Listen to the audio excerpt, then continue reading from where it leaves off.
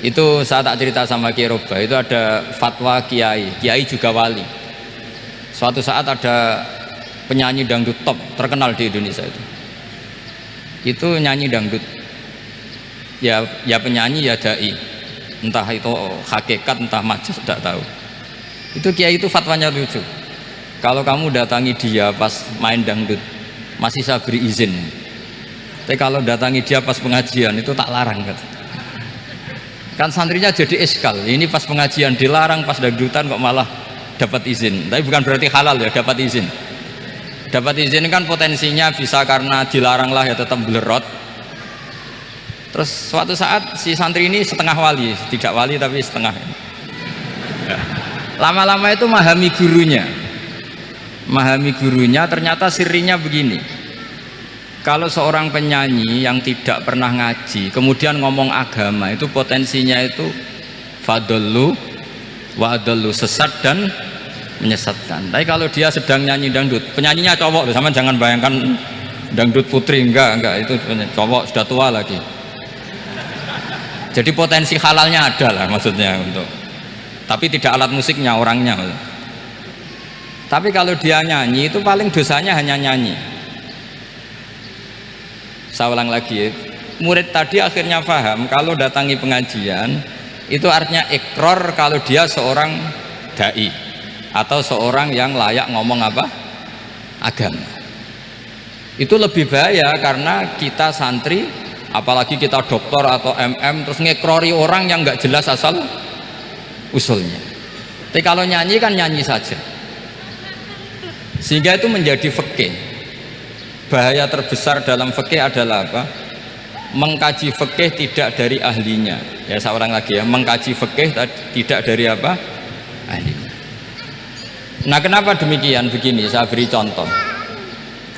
Ilmu fikih itu tentu pertama dari Rasulullah SAW, kemudian bersanad sampai kita atau kita sampai Rasulullah. Itu ngalami sekian ijtihad yang tidak mudah. Saya beri sekian contoh. Dulu Imam Syafi'i itu sukanya sama guru yang miskin ya, karena rata-rata santri juga miskin, jadi mesti ngidolakan guru yang miskin karena sesama miskinnya harus berkoalisi. Tapi akhirnya gurunya Imam Syafi'i itu miskin sekali, namanya Muslim bin Khalid Az-Zanji itu miskin, Sufyan As-Tsauri miskin, Sufyan bin Uyainah miskin. Setelah ngaji di Medina itu Imam Malik itu kaya, pas itu Imam Malik sudah kaya. Setiap ketemu Imam Syafi'i dikasih uang. Sampai ketika Imam Malik itu bilang, kamu sudah alim, ilmu saya sudah habis, kamu ngaji sama yang lain. Sama siapa? Kata Imam Malik, orang yang sealim saya sudah meninggal, namanya Abu Hanifah, tapi dia punya murid namanya Muhammad bin Hasan Asy-Syaibani, kamu ke sana. Terus Imam Malik datang ke Baki. Dulu Baki itu pasar rental ya Grab lah kita sekarang itu.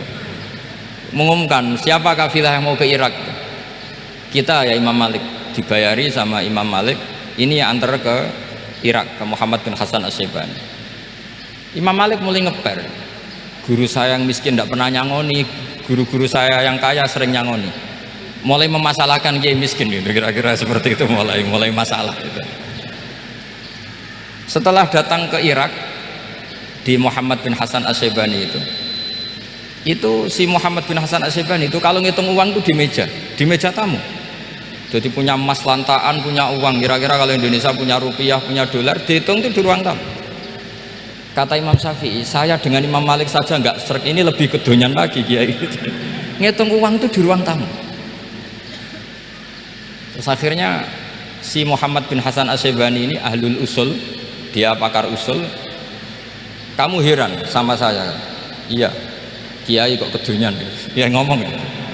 Tapi kata Muhammad bin Hasan Asy-Syaibani, kalau kiai tidak boleh kaya, itu tak kayak wong fasik, ben gue demenan, gue mabuk.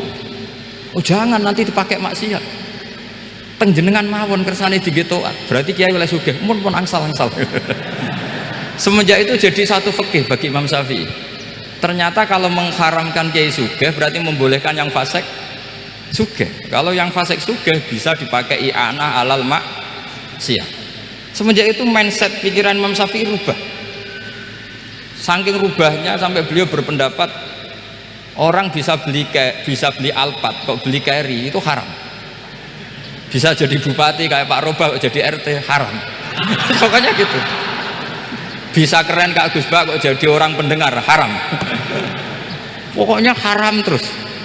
Karena dalil beliau al-Islam ya'lu wala yula alaih. Coba sampean ridho misalnya jadi orang Gresik dipimpin orang yang nggak sholat, ridho ndak? Ndak. Atau sholat tapi nggak bisa ngaji, ridho ndak? Ketika yang bisa ngaji berpotensi jadi bubah, terus keterusan. Karena Imam Syafi'i keterusan, ya umatnya keterusan. Akhirnya orang-orang Syafi'i itu politikus rata-rata. Ya, makanya sama jangan kaget sama Baruba. Kakak saya wakil bupati itu. Putranya Mbah Mun ada yang wakil apa? Gubernur. Dulu Gus Wahid ya menteri agama. Itu asal usul dari perubahan fikih, mindset, cara berpikir Imam siapa? Syafi'i. Jadi dulu itu fikih ditemukan itu jelimet, ada perdebatan. Itu tidak hanya pada level ulama, pada level Nabi pun ada perdebatan. Jadi jangan kira Nabi itu tidak debat, ya debat. Nabi itu asal seangkatan itu mesti debat, termasuk debat dengan malaikat. Jadi kalau perlu ya debat sama apa? Karena malaikat itu kan lugu itu gak iso mikir. Karena kalau malaikat iso mikir bisa jadi rektor. Nanti kasihan Pak Salam itu. Malaikat gak boleh jadi rektor. Malaikat Israel itu nggak tahu etika. Jadi beliau ketika mau membunuh, mencabut nyawanya Ibrahim, datang, ya Ibrahim, saya ini disuruh nyabut nyawa kamu. Kata Ibrahim, wah kamu itu pasti salah. Kamu tahu saya siapa? Saya ini Khalilur Rahman, kekasih Allah. Masa kekasih membunuh yang dikasih? Ini nggak benar, logika itu nggak benar. Pasti kamu salah. Karena Israel itu tidak bisa debat.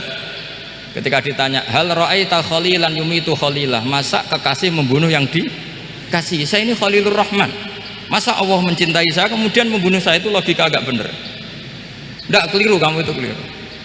Israel akhirnya terbang lagi. Ya Allah, katanya logika saya ini salah. Karena masa kekasih membunuh yang dikasih? Karena Israel nggak pernah sekolah, nggak pernah sekolah, nggak bisa dia jawab. Akhirnya diajarin Allah. Dah kamu bilang gini ke Ibrahim, hal ra'aita khalilan yakrahu ayyalqa khalilah, masa kekasih tidak siap ketemu yang dikasih? Dibalik logikanya. Akhirnya datang lagi ke Israel, kata Allah begini, masa jenengan kekasihnya tidak siap ketemu yang kau kasih? Oh ya ya, oke, mati gak apa-apa. Jadi ilmu itu ngalamin perdebatan. Jadi saya datang murni karena Kiai Mas Buhin, bukan karena MC.